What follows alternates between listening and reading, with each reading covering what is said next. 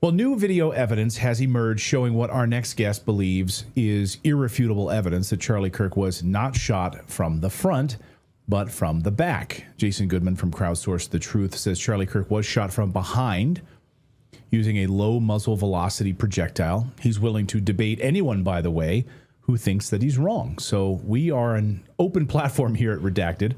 We welcome all ideas and conversation. And we wanted to have Jason on the show so he could show us his evidence and have a dialogue with him. Jason, welcome back to the show. Thanks for having me back, Clayton. Good to see you again. My pleasure. My pleasure. Okay, so again, maybe we go back to the, for people who are just new to this story, I guess, like what is the official story? And then what does your evidence, you say, show us?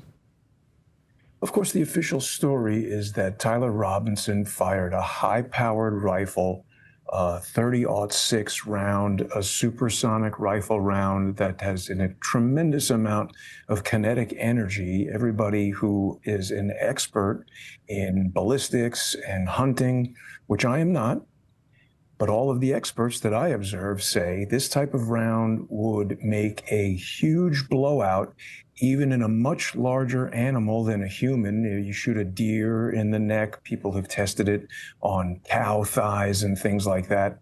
And there should have been a tremendous blowout in the exit wound. And so people have presumed that the small hole that we see in the front of Charlie Kirk's neck that he bleeds out of in a very disturbing way in a lot of the videos that people have seen, that is an entry wound, because entry wounds from rifle rounds are small, exit wounds are large.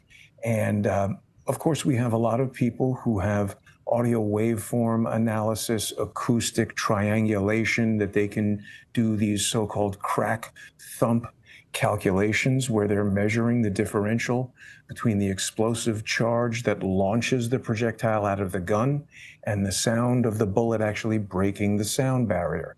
I'm also not a math expert. I can't directly challenge the calculations that experts make in that. I just don't do the math. But it's important to remember, Clayton, that whoever it is that did this, they have a lot of information about the public. In 1963, when John F. Kennedy was assassinated, we can debate on another day whether Abraham Zapruder was there by chance or planted there by the FBI. A lot of people have different opinions on that. But there was basically one guy that we know of in the crowd running silent film, 16 millimeter, 8 millimeter, whatever it was, even if there's 3 or 4 films.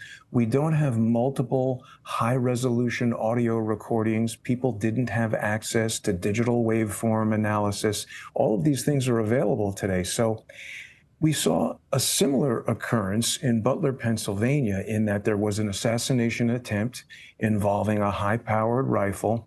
And I believe it was Mike Adams, the health ranger. He was the first guy I saw. I didn't know anything about this type of crack thump triangulation analysis, but he did a very comprehensive video. And certainly now, most people know that that can be done. And if this is a complex conspiracy, we should anticipate that the conspirators would anticipate that public investigations would include this type of analysis, and they would want to bake into the cake, as it were, some method of fooling people who would do this analysis. And what I'm about to show you guys explains how that happened, explains why the shot did not come from the front. And I was just watching earlier today, Dr. Chris Martenson has a new video out where he's explaining more about what he thinks happened. He does rely in some of his research on the crack thump triangulation calculations, but he had a question that he couldn't answer that I'm going to answer for you, Clayton, and Natalie, and all of your viewers here today. All right. And, I should point out, yesterday, Rob O'Neill, the man who killed Osama bin Laden, is on the record now saying that right from the very beginning, none of it made sense to him. And he's shot people in the face. He's like, this story is not making... Anyway, I've never shot anyone in the face. So Rob O'Neill has a vast experience doing that. He knows all too well what that looks like. Okay, so let's walk through what you have here and what you say is irrefutable evidence that the shot did not come from the front. Yeah, and to be clear, I'm not saying that I know more than people who have that type of firsthand experience. I don't need to have firsthand experience shooting people or studying ballistics to just observe all of the professionals who do have that experience. Rob O'Neill, Chris Martinson, Zeb Boykin, all these other, Range Day, Bro, all of these guys who do have a lot of experience. I see the experts disagree, and that causes me to believe that we're looking at something novel. So let me show you this. This is the video that I am relying upon, and this is a composite image that I created in Adobe Photoshop. Now, to be clear, I didn't create any of these dots. These are all derived from original video frames from two different versions of the same video. Zeb Boykin is a U.S. Marine and now a citizen journalist, a YouTuber, a podcaster. And he came to my attention very early in this investigation. He was doing ballistic analysis and he went viral. And I saw him on Owen Schroyer's show, and Owen and I had the same immediate reaction to seeing this video. It was substantially higher quality than really almost any of the other videos that we've seen. Even in Chris Martinson's evaluation, he says some of these videos look like they were shot on a potato. This one exhibits characteristics that cause me to believe that it came from the original videographer from their phone. And by that, I mean it was full resolution, 1920 by 1080 HD. It seemed very high bit rate. It doesn't have a lot of blockiness or smeariness. It looked like a very good video. Now, when I contacted Zeb, I asked him to send me the video, and he did. And I began to interrogate it in some of the tools that I use, and there were some strange things that I observed about it.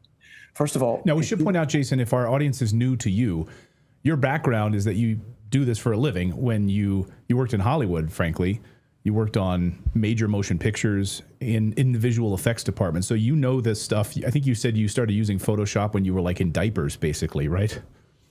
13 years old, yes. First version of Photoshop that I used was 1.07, and I think it was 1985, 6, something like that. But I've been doing digital imaging for a long, long time.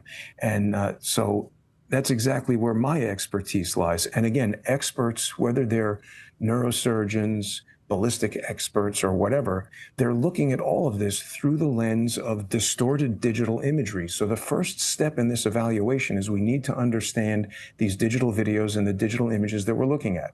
So Zeb sent me this video, and the first thing I noticed was that it did not open in QuickTime Player on my Mac when I double-clicked on it, just like a movie from your phone would.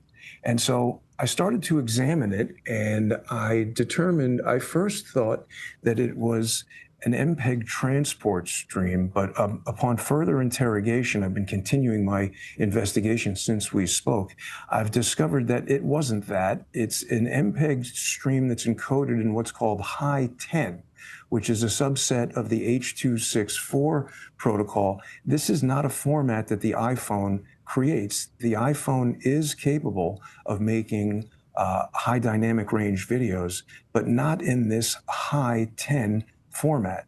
The other thing that I noticed about it is that it's encoded at 20 frames per second. We can see right here, it's got a pretty high bit rate, but it's 20 frames per second. And I realize this gets pretty technical, but it's important. Right. Well, most films, when people see films in a theater, it's usually at 24 frames a second. A lot of phones, you can set it to 30 frames a second or 60 frames a second. 20, though, is odd to me. You're exactly right. The 24 frame per second frame rate is the cinema frame rate of a movie camera. And so digital cameras that want to mimic cinema cameras can shoot at 24. European television standards are 25. North American television standards are 30. High definition can be 60, but 20 is very unusual. And again, it's a format that the iPhone cannot create. This high 10 MPEG profile. It's not something that any Android phone, it's not something that any iPhone or action camera or, consumer, prosumer camera can create. So I began to investigate this 20 frame per second file, and I found these two dots in the video, and I've highlighted them here in this image. People can see we've got this dot right here. These three dots create a line. And when I started talking to Zeb Boykin about this 20 frame per second video, days later, someone sent him the same video, but at 30 frames per second. Now, this is where it becomes very important. I was looking at these videos, and in order to get a 20 frame per second video from a 30 frame per second original, there's a couple of things that you could do. The most obvious would be to sort of slow it down, but then you'd play it back and you'd notice that the sound is slow, the motion is slow. There'd be certain obvious things that you could see, and these videos did not exhibit those things. Another way you could do it is you could just drop 10 frames every second, but then you'd get this sort of jerky, juddery motion that also wouldn't look natural, and I did not observe that. The other thing you could do is a complex process called optical flow, but that also creates artifacts, and I didn't observe any of that. So when I was looking at the 30 frame per second video, that's where I found this third dot right here behind Charlie's head. Now, I want to be very careful to not show anything that's going to get us dinged on any of the platforms, but I'm going to switch to Adobe After Effects here, and I want to show people what I'm talking about in the difference between the 20 frame per second and the 30 frame per second video. So here we see the projectile right here. This is the second dot that I just showed everybody, and it's headed towards Charlie. Now, my allegation is that this originates in a video that was shot at 240 frames per second. In the 20 frame video, you see when I advance forward, can you guys see that very acute disturbance of his shirt? It almost looks like an invisible hand is pinching the collar and pulling it up. Can you guys see that? Yeah. It looks like someone's pinching it. Yeah. Yeah. And what I allege is happening right there is that this is a low muzzle velocity projectile, very likely a bullet fired from an air rifle or an air pistol traveling at 500 feet per second. And I arrive at that 500 feet per second number because I've applied this scale.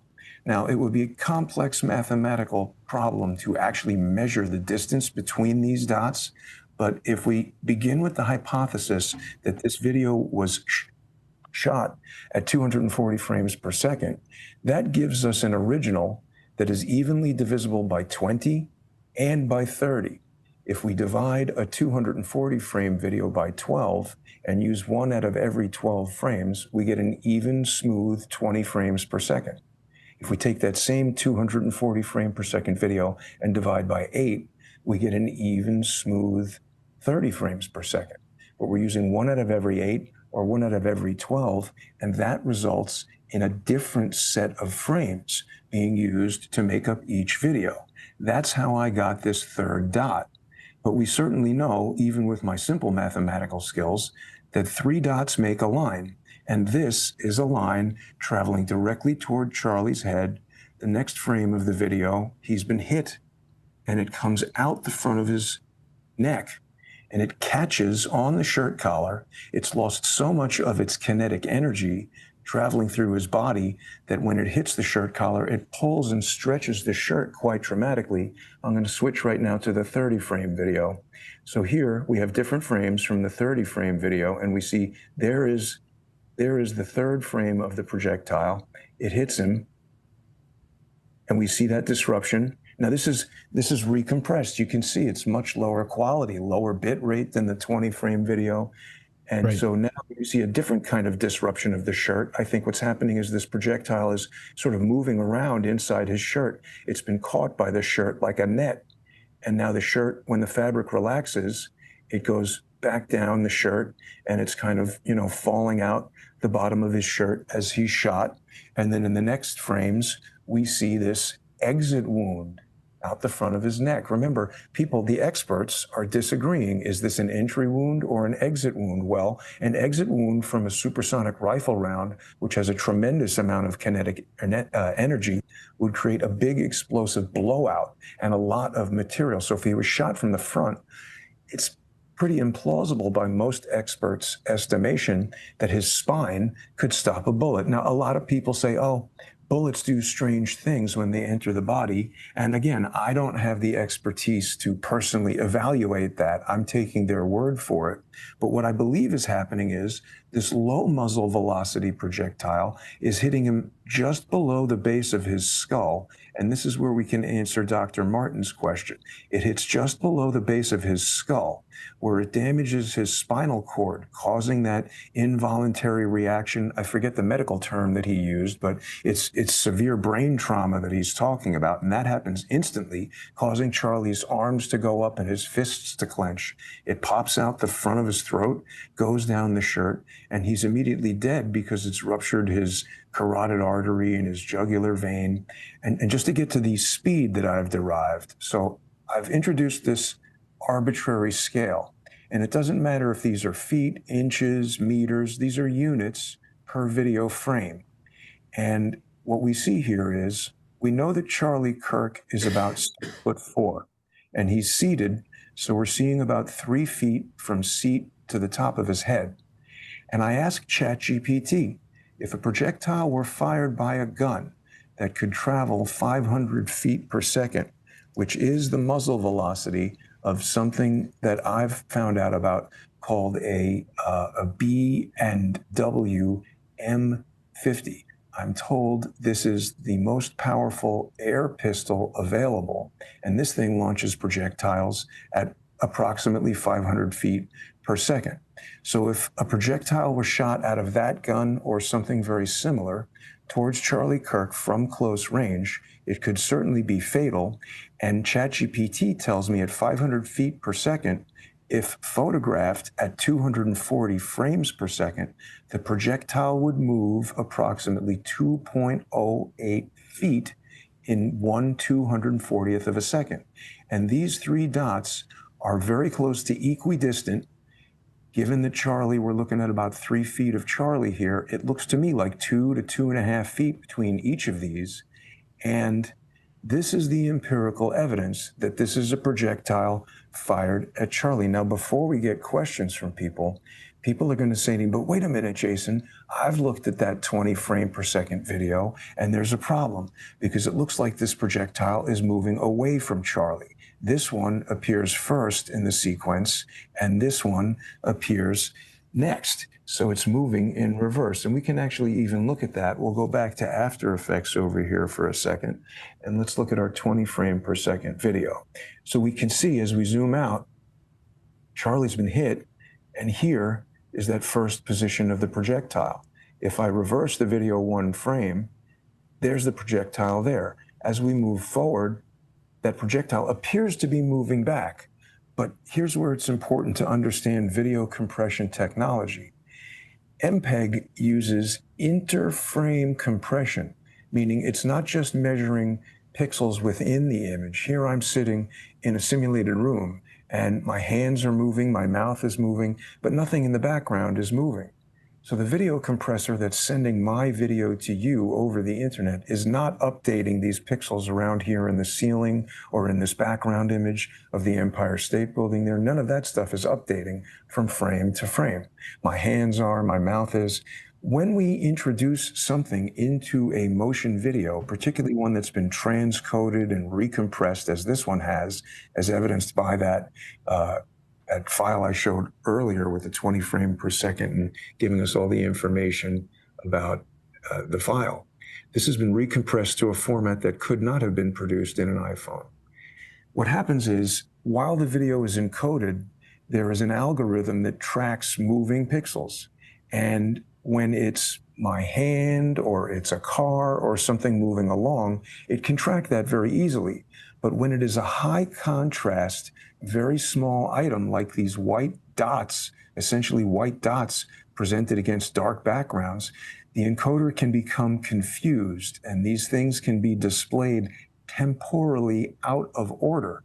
And I allege that that is what's happening, that this dot, if we could get the original 240 frame file, we would see it first here, then here, then here, then it hits the back of his skull, deflects downward approximately 19 degrees, comes out his throat after destroying his spinal cord and killing him, gets caught in the shirt, goes down the front of the shirt, and that's it. Oh, sorry, one more thing before we go to questions, because people are going to say, no, Jason, acoustic analysis, we have crack thump. How did that supersonic sound get there? An air gun doesn't make supersonic sound.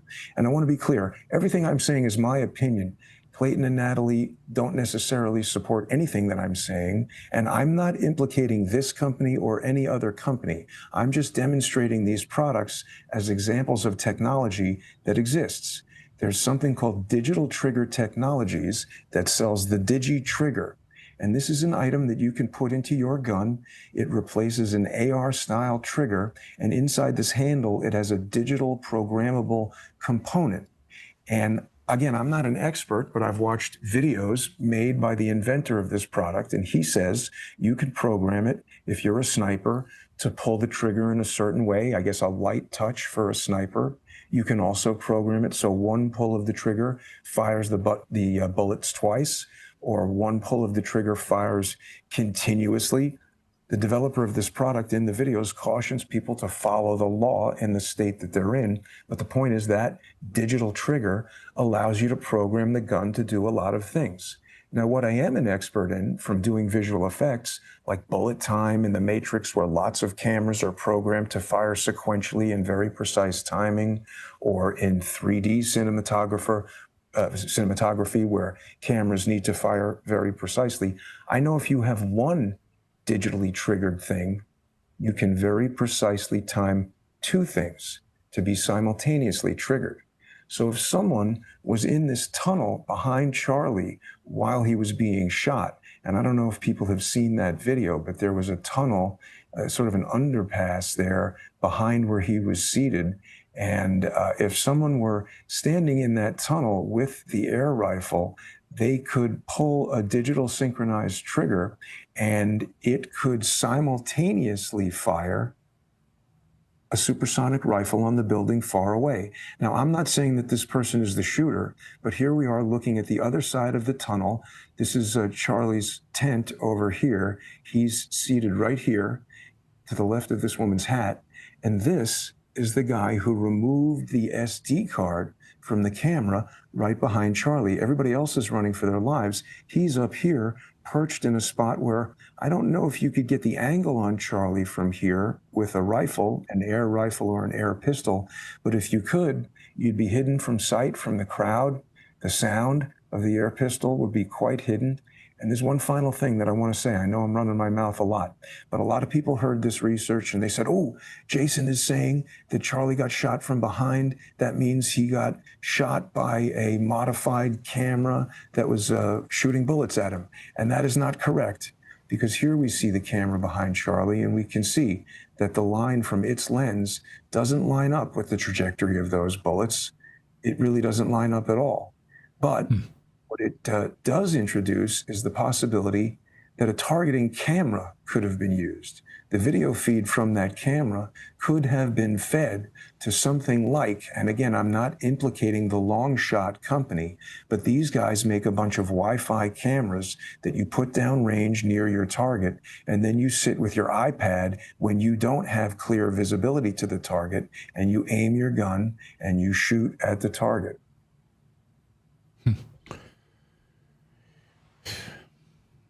It's remarkable. I mean, I have so many questions. I know our audience has so many questions.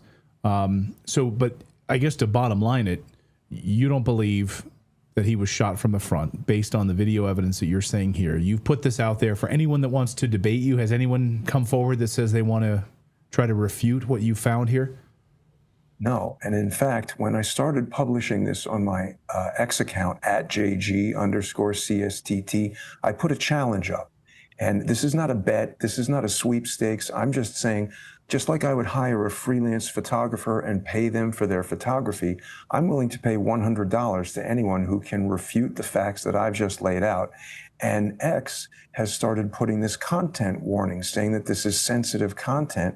And now everything I post gets this sensitive content warning, and people can't see whatever it is that I'm posting. I even posted a thing saying that they've removed one of the sensitive content posts, and that got a sensitive content warning. I'm talking here about H.264 video, and that's got a sensitive content warning. So I think this information, I can't say why, but it's being suppressed. People don't want to address it. And again, anyone who wants to refute any of the measurable facts, these are empirical facts that I've just laid out. Everything I've showed you, it's an existing technology. I'm not talking about some imaginary plasma-powered ballistic drone that came out of nowhere and shot Charlie Kirk. I'm not talking about bullets ricocheting off of bulletproof vests that he obviously wasn't wearing. I've laid out a very detailed explanation of what happened. I've shown examples of technologies that could have been used, or certainly other units of the same capability could have been used.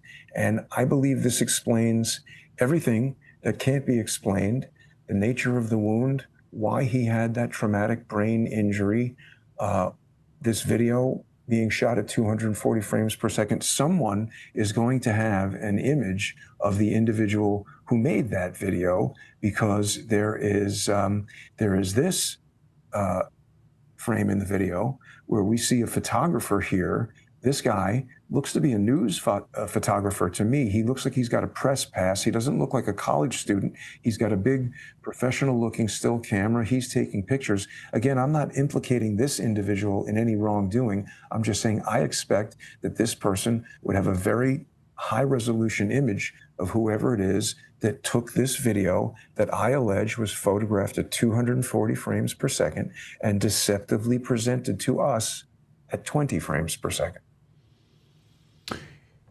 Jason Goodman, will you stick around for our Rumble Premium today and answer a few questions from our audience? If anyone has I see a lot of questions coming in.